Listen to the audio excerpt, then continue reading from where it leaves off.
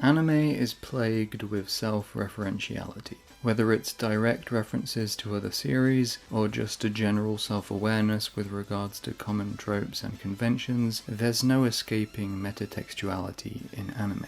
It is a medium in constant dialogue with itself and its audience. And Martian successor Nadesico appears as a prime example of this kind of self-awareness as it develops in anime in the 90s, a space mecha series that constantly pokes fun at genre conventions and even features an actual mecha anime within the anime, which many of the characters on the show watch on a regular basis and often serves as a counterpoint or mirror to the events that occur in the story. This element is of particular significance because it's representative of a shift occurring in the anime industry during the late 80s and 90s. More and more anime were being made by those who actually grew up watching the mecha shows from the 70s that Gekiganga, the anime within the anime, pays homage to. And this coincides with the rise of otaku culture. After 3 decades of anime, certain tropes and genres had reached a kind of boiling point.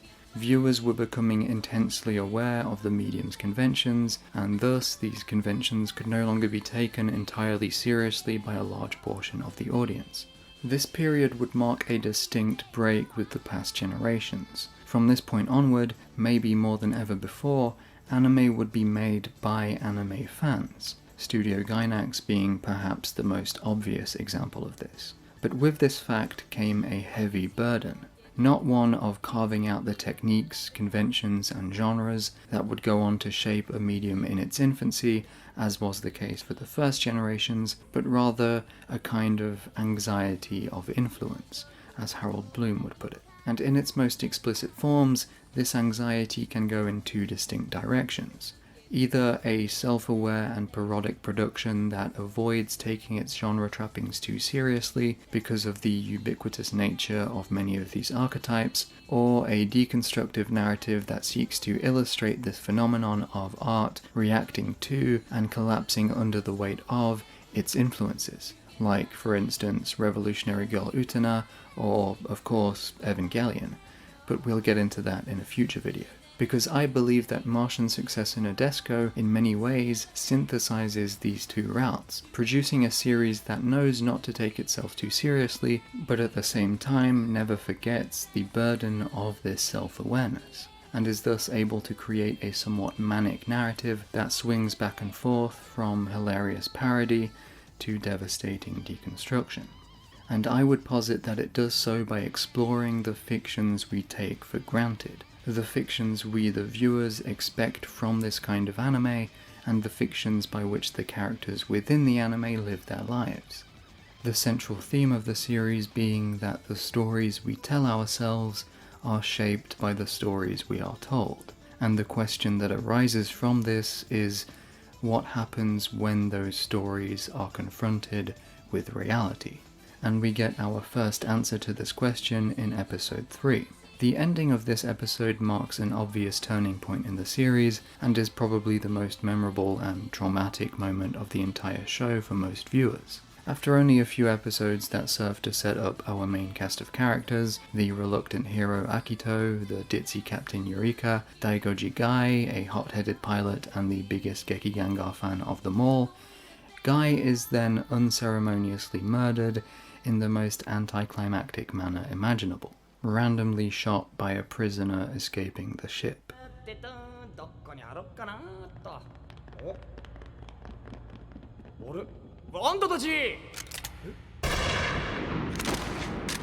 This scene is shocking not simply because we like Guy and his presence on the show, it's shocking mainly because of how it intentionally plays with viewer expectations. Not only is it, of course, unexpected to see one of the main characters die in the 3rd episode, but it's an illustration of what happens when anime ideals are confronted with harsh reality.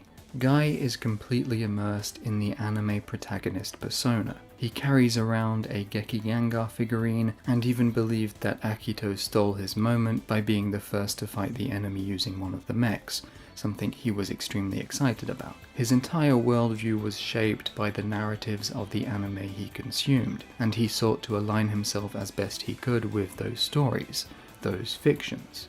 and his introduction already foreshadowed his fate, as we see him piloting the mech and attempting to perform a special move that results in him breaking his leg, which is why Akito has to pilot the mech instead. While this subversion of his expectations of reality is comedic, his death is the flip side of that coin.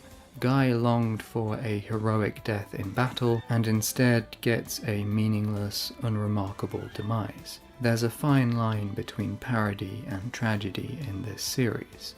Guy was representative of a certain kind of archetypal figure and attitude, a naive identification with anime tropes, one that can seemingly no longer survive in this modern anime landscape of self-awareness and deconstruction.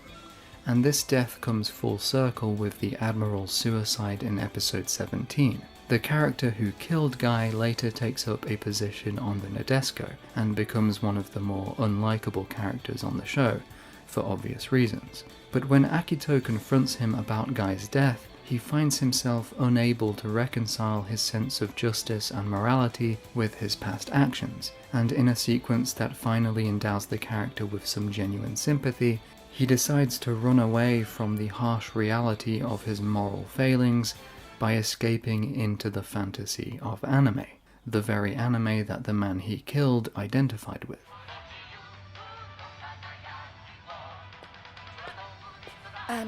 そろそろ看板なんですけど。私にもあったのよ。はい？正義はあると信じていた頃、あったのよ。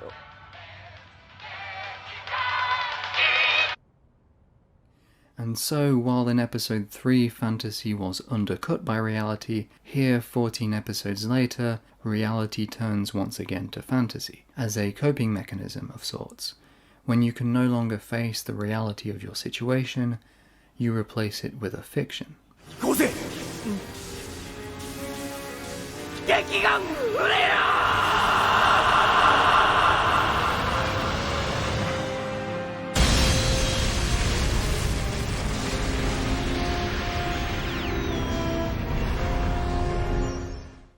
The show seeks to peel away all of these fictions in this manner. But aside from explicitly deconstructing our relation to art, Nadesico also examines the role of memory in forging our personal narratives, our identities.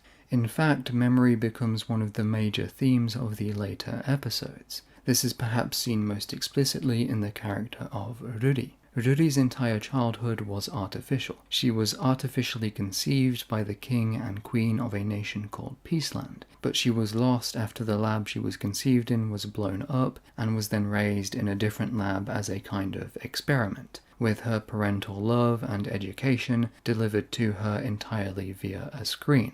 Her whole life lived within a scientifically formulated fiction, with no individual identity or authentic experiences. In episode 18, she's confronted with the true narrative of her life, her actual origins in Peaceland, and so she must now reconcile this new identity with her current self. It's a modification of her personal narrative, and of course it's delivered in the form of a fairy tale princess story, yet another archetypal narrative framework. And when in this scene, after finding out about her origins, she asks the computer for princess references to give her an idea of what her life would look like in Peaceland, the computer gives her anime.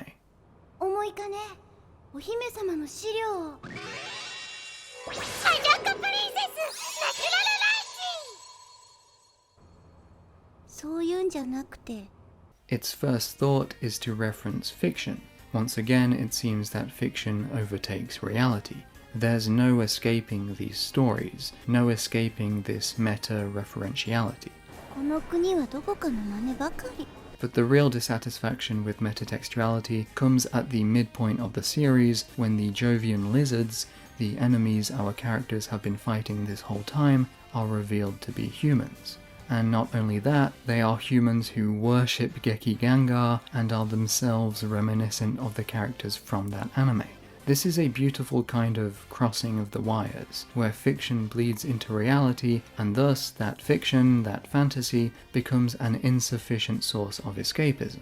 That nostalgic anime that could once be used as escapist fantasy is also now dragged into reality and tarnished by it. And ironically, this plot twist, in all its self-aware ridiculousness, only serves to underline the depressing nature of this reality, because it reveals that our main characters have been lied to by their own government this entire time. They have been manipulated by a political fiction, i.e. propaganda. But what's interesting is that when confronted with one of these human enemies, our protagonist, Akito, seems to deny the reality of the situation. 名前を教えてくれないか。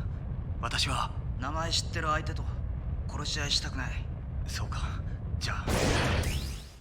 Not knowing how to deal with this new revelation, Akito would rather maintain the fiction of a distant alien enemy that he can't relate to. A name would humanize them, and if the enemy is humanized, then Akito would have to come to terms with his actions during previous battles. It would perhaps be interesting to contrast this with a similar plot point that occurs in episode 18 of Evangelion, when Shinji finds out that he has to fight an Eva unit that is being controlled by an angel and has a human pilot inside of it. While Shinji resolutely refuses to kill the human and would rather die himself, Akito goes a different route and resigns himself to a blind hatred of the dehumanized enemy. He can't yet adjust to this new reality. And the series isn't afraid to point fingers at the source of many of the most harmful and pernicious fictions that have been imparted to our characters, namely the government. In episode 23, we see one of our main characters, Megumi, voice acting in a magical girl anime, whose villains are named Jovans, highlighting the corrupt nature of media and its role in the production of propaganda. But it's clear that this kind of cultural indoctrination exists on both sides of this war, as we see when Yukina, the little sister of the Jovian who Akito faced earlier, infiltrates the Nadesico. When she sneaks around and is surprised to see what she describes as savage earthlings acting rather normally, her first thought is to assume that they know she's watching and are, in fact, putting on a show for her. She assumes it's fake, it's theatrics, that they're pretending to be normal and are hiding their savage nature. The propaganda she's been exposed to in the Jovian world is confronted with a more complex reality, and so just like Akito, at first, she refuses to let go of this propagandistic fiction in the face of reality. It's only in episode 21 that Akito has a breakthrough and starts to question these fictions. He questions his reasons for fighting. 何かを守るために戦うって当たり前だけど、相手は死にますよ。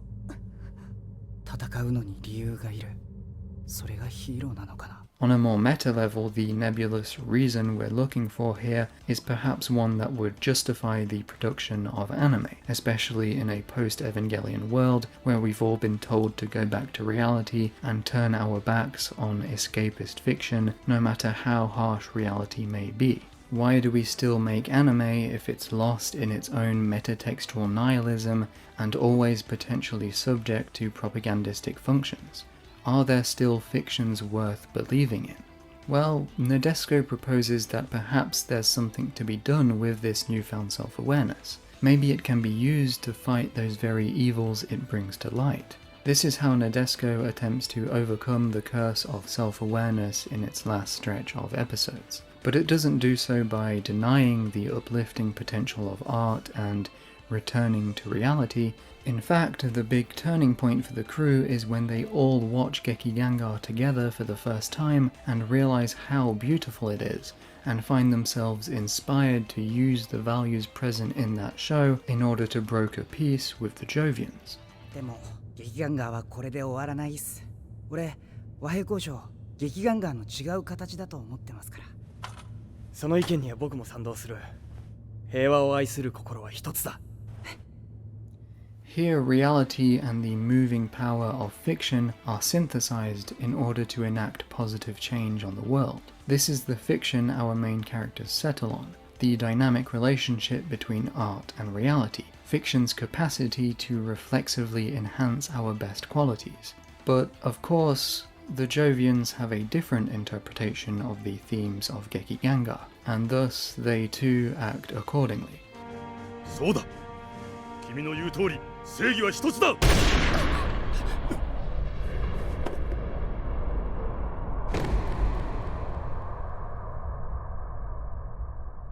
Here Nadesico once again undercuts the naivete of a simplistic belief in the healing power of art. As we see, art can be used for seemingly contradictory purposes depending on the different readings of the text and different agendas.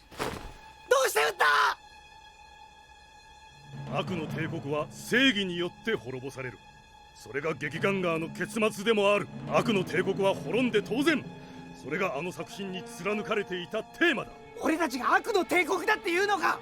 そうだ。正義は常にたった一つ。我々の側にある。The deaths of Guy and Shiratori, which occur in the third episode and third to last episode respectively, mark two steps in an important realization concerning our identification with anime.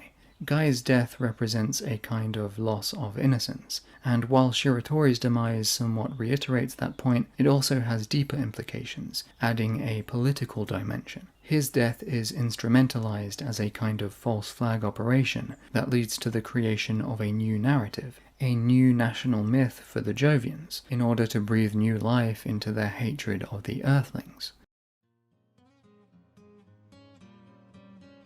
Stories about the corrupt nature of our governments aren't exactly rare, but it's Nadesico's exploration of the role of art in political manipulation and propaganda, and how that joins a larger point about metatextuality and our identification with fiction that sets it apart from other similar narratives, in my opinion. And as cultural critic Azuma Hiroki states in his book Otaku, Japan's Database Animals, the central character of this work is an anime otaku and, at the same time, a fighter who rides on an action robot. These two settings are joined in a circular story of self-fulfillment, as the main character, who dreams of becoming an anime hero, himself becomes the heroic rider of a robot, just like in a real anime. However, halfway through the story, it becomes clear that the main character's enemy is, in fact, the military state composed solely of Japanese, who employ robot anime as the central tenet of their national creed. Thus, in the second half of the story, he ends up denouncing his former otaku self and fighting the military state that otaku have inadvertently produced. Through parody, this work divulges both the right-wing spirit that robot and action hero anime of the 70s possessed, as well as the condition of otaku who are unable to find a purpose in life except as mediated through such anime.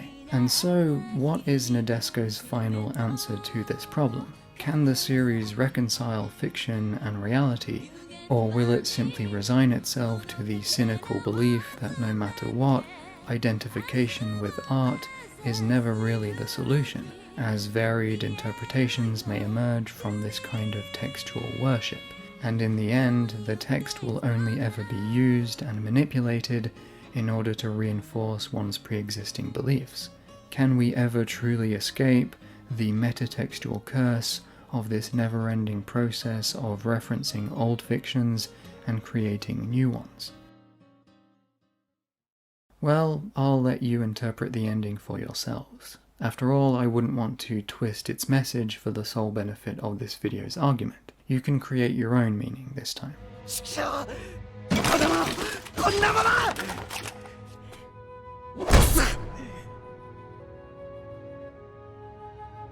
俺何も見えてなかったんだ。好きだったから、すげえ好きだったから、都合のいいとこしか見てなかったんだ。